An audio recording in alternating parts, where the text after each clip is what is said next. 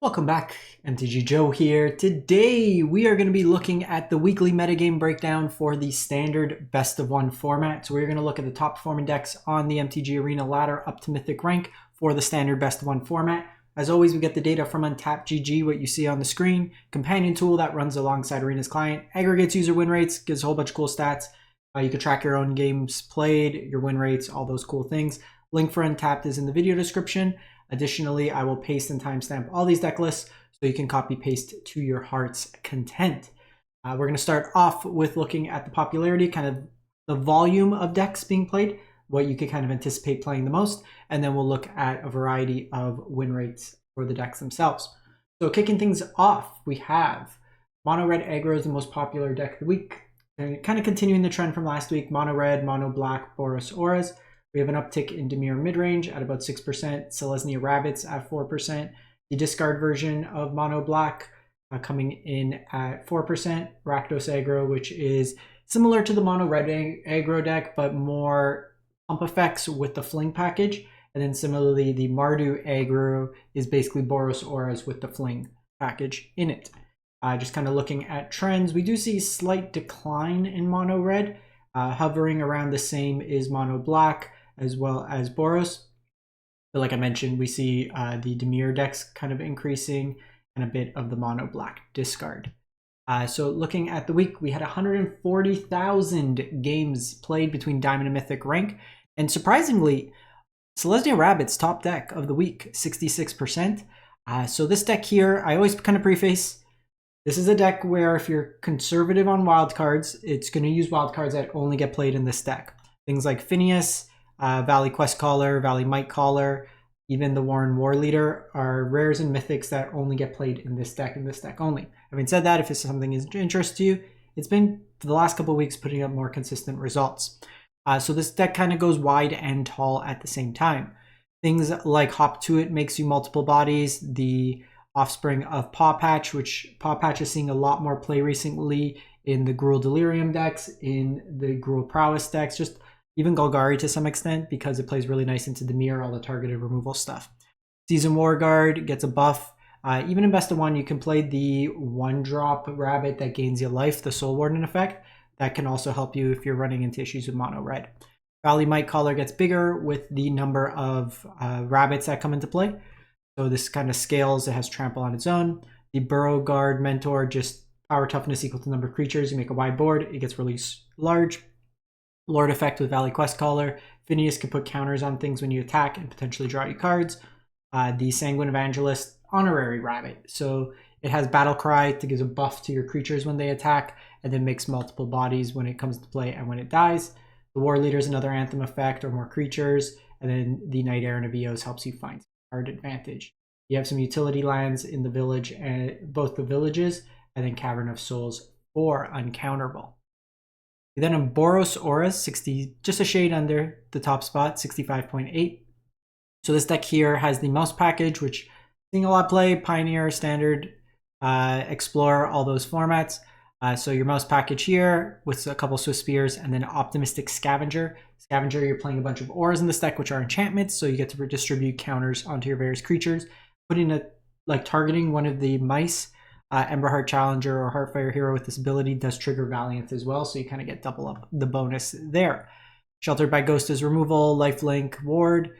You have Shardmage Rescue for protection, Feather of Flight for flying and evasion, Ethereal Armor for first strike, just some more bonus. Even the enchantment roll, which is monstrous roll, does trigger the Eerie as well. The version's opting for fewer copies of Swift Spear and a little bit more interaction. We have Burst Lightning in here, as well as Unwanted Remake, just cheap interaction for the best of one meta. And then you're playing Thran Portal just for more untapped optionality in terms of your colored lands. Mono Red, so 62%, so very, very stock list. The flex spots in this deck, so in best of 3, you typically don't see Shock being played, it's Lightning Strike. Instead, this one's playing Shock. Just we see in a lot of these decks low to the ground kind of sizing of the creatures. So Shock helps you, if you're on the draw, have an answer to their turn 1 play more consistently. So 8 1-mana answers. But just mouse package, so Spears, the Rages, Nemesis really good into these red or creature mirrors, and then Frenzy for kind of the bigger stuff. One thing you might want to consider is a lot of these lists are starting to play some number of Soulstone Sanctuaries in the mana base, 1 or 2. The reason being, it counts as a mouse, so it works with all the kind of mouse interactions that you would normally have with your deck. From there, we go to 4-color Reanimator. So what's happening in this deck at 62%? A lot of drawing and discarding. So it's basically an Esper color, so blue, white, and black. The green comes from Atraxa, but you can draw discard with Split Skin Doll. The Bitter Triumph can discard you stuff. Fiora draws and discards. Steamcore Scholar draws discards. Refute as a counterspell, draw discard. You could self-mill with Jace. And then Baelmerk also draws discards. And then Rite-of-Moth, Zombify, or Valgoth Faithful can get you back one of your big creatures. Kiora can just attack if you have Threshold, so 7 or more cards in your graveyard. You also get that value there. So kind of cheat into play, big life linkers, hope that is enough against your opponents. Moving on, we go to Mono Black Discard. Or sorry, mid-range. The mid-range decks always do better than discards. I say this week in, week out. The one thing that's always kind of a little suspect is I don't understand why they refuse to play Soulstone Sanctuary. It's a demon for your demon deck that has a lot of demon synergies. Play it in that spot. So I would play 2 Soulstone Sanctuaries. You have the demon combo, so Unstoppable Slasher Bloodletter is a one-shot kill. You have your card advantage in Unholy Annex, Drain with all your demons. This version is actually playing Liliana Dreadhorde General as a top-end threat. Reasonable against the grindier matchups as well, giving you some bodies, card advantage mixed in. Whole smattering of removal, some hand hate mixed into there.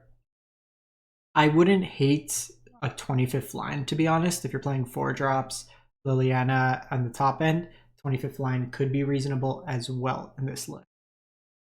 We then go to Mono Red Goblins. So very different take. While Mono Red plays different than kind of the prowessy version. This one's kind of go wide horde with a bunch of different lords.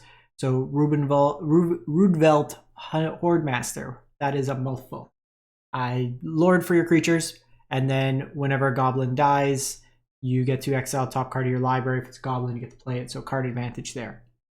You have Dropkick Bomber, another lord that can give another target creature flying, or another goblin flying, and then you have to sacrifice your end step. So you can make a big creature and then get some evasion with it. The Breaches is some card advantage, potentially. So it's technically a pirate, the only pirate in the deck, I believe. Or actually, Fanatical Firebrand's incidentally a pirate. Oh, even the Lackey. So you can trigger this multiple times, getting rid of blockers, treasures, or card advantage mixed in. Squee goes wide. Seer Slicer makes you tokens on end step as long as something attacked. Not even, like, you don't need to attack with Seer Slicer, which is nice. All these 1-drop goblins I play nicely. Torch is some removal. And then the Painter Studio Deface Gallery.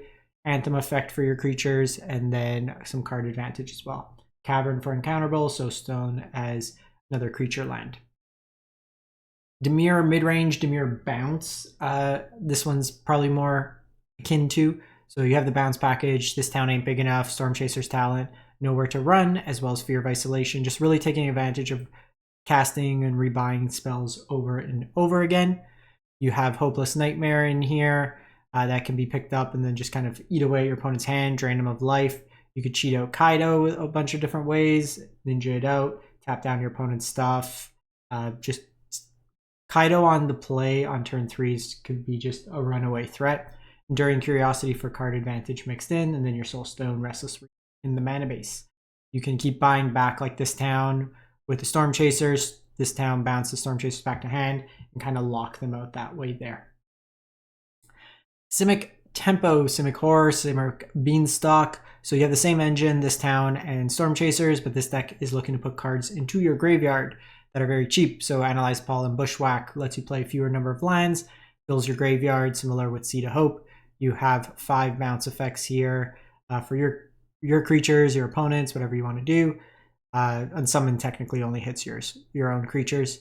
And then you have up the Beanstalk to draw you a whole bunch of cards when you cast your big crabs or serpents or whatever mythical sea creatures of the deep you want to cast.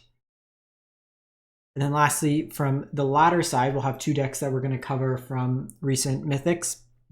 This is the Azorius Oculus deck, another deck that's looking to fill your graveyard, draw, discard, and then ideally place into your graveyard Oculus or Hadijin, recommission, or Helping Hand, kind of cheat them out ahead of curve, and then you just kind of protect them. So you can have like a negate, you could soul partition your own creature if needed, but you could just keep buying them back. It's basically just a way to cheat out a reasonable threat and kind of beat down that way there. The Oculus, if not answered, could run away with games very.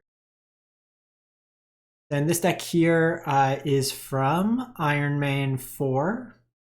So the sequel to the sequel to the sequel. They have 62% win rate, almost 200 games, so reasonable time played. This is a Raise the Past kind of combo deck. So with this deck here, you have a bunch of ways to put cards into your graveyard. So Surveil, kind of just your creatures dying. You have the Explore off of Malia, so it's like a life gain synergy deck. So creatures enter in the battlefield, gain you a life. Lifelink, so a bunch of different ways with lifelink. The Ilias Acor, same way. Lifelink on in, lifelink on out. Life Creed Duo, same thing. The Drain from Starscape Cleric comes in. So you also have this cares about rabbits, bats, birds, and mice. So bats. Okay, so you have incidental ways to scry as well with it. So that kind of plays and it's a Lord effect. But you're playing kind of just little creatures. If they die, they die. You don't care because then you raise them back from the past and you get all the triggers at once and kind of drain them out that way there. And then lastly, there is this deck here. So it's from OP Toadstyle. There's a couple variations of this going around. Best 3 more prevalent, but it is the Omni combo. So this deck here is looking to self-mill, and ideally you want to put into your graveyard Omniscience. Cast Abuelo.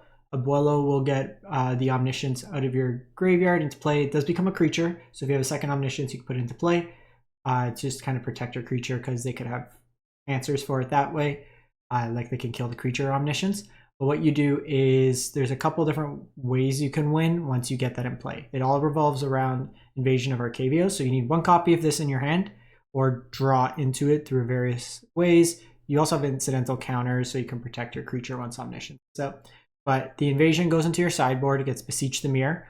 You don't bargain. You just do the Demonic Tutor side. You get a second copy of Invasion of Arcavios. The second copy comes into play, gets this town ain't big enough.